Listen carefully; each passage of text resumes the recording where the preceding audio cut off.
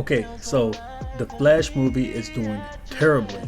After opening last weekend to only $55 million, this is the vaunted DCE universe, and you can only bring in $55 million on a major summer blockbuster. That was a disastrous number.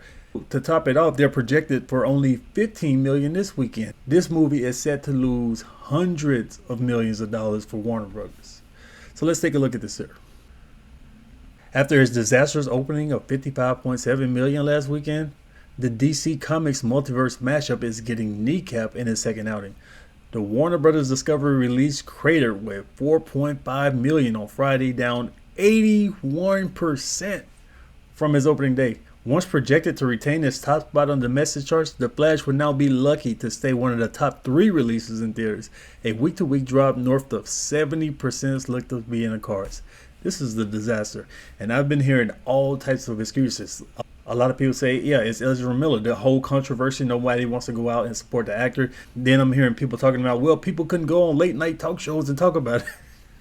Who actually watches those things? Who under 60 years old is actually up watching these things, looking for interviews from actors?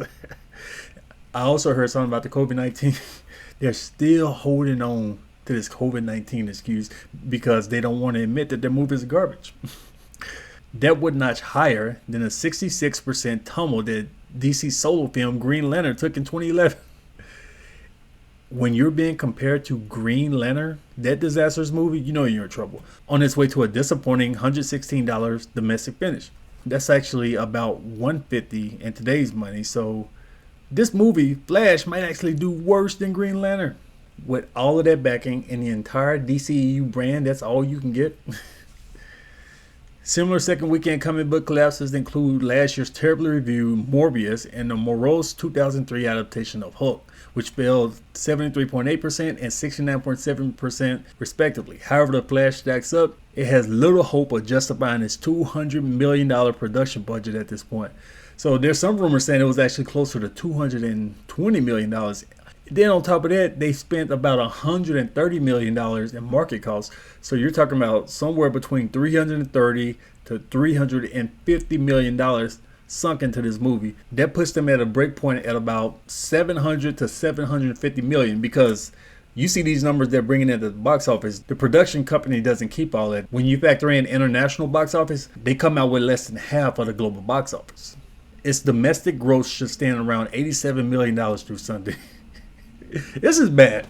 You're talking about 2 weekends. Your first 2 weekends with a summer blockbuster, you bring in $87 million and you need $750 million to break even. They're going to lose about $300 million on this movie. But it'll be a good lesson learned. People are growing tired of trash movies. You got to do better. You have to hire good writers. You have to put more effort into your production. You can't just have a blob of CGI and expect to make $1 billion off of that. The consumers are getting wiser, they're getting smarter, and they're wanting more. On top of that, the DCEU started 10 years ago. Another major problem is a lot of these people are aging out of this stuff. So if you were in your early 20s when it started, now you're in your mid 30s. Do you really care about this? If they want to drag you back in, they need to actually make something worthwhile, not just a bunch of CGI and a bunch of bad jokes. But yeah, things are going terribly for Flash. They're making all types of excuses. They're talking about, oh, well, it's no longer going to be canon because of James Gunn. All types of excuses. But good luck in the future with this brand. Good luck in the future with whatever DC's about to do. This is just a disaster.